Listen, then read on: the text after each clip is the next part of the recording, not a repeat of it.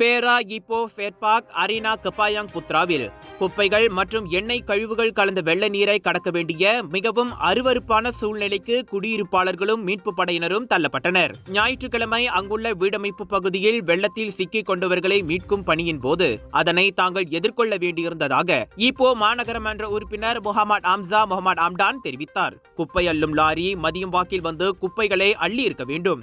ஆனால் காலையிலேயே வெள்ள நீர் அப்பகுதிக்குள் புகுந்துவிட்டதால் லாரியால் உள்ளே நுழைய முடியவில்லை. இதனால் வீடுகளின் வெளியே வைக்கப்பட்டிருந்த குப்பைகள் வெள்ள நீரில் மிதந்து அசௌகரியமான சூழ்நிலையை ஏற்படுத்திவிட்டதாக அம்சா சொன்னார். ஆனால் வெள்ள நீரில் எண்ணெய் கழிவு எப்படி கலந்தது என்பதுதான் புரியாத புதிராக உள்ளது என்றாலும் அருகிலுள்ள உணவகங்கள், பழுதுபார்ப்பு பட்டறைகள் போன்ற வர்த்தக தளங்களிலிருந்து வந்திருக்கலாம் என அவர் சந்தேகப்படுகிறார். அப்பகுதி சுங்காய் கிந்தா ஆற்றருகே உள்ளது.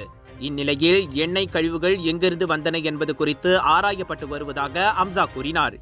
எண்ணெய் கழிவுகள் கலந்த வெள்ள நீரில் நடந்ததில் பலருக்கு தோலில் எரிச்சல் ஏற்பட்டதாகவும் கூறப்பட்டது.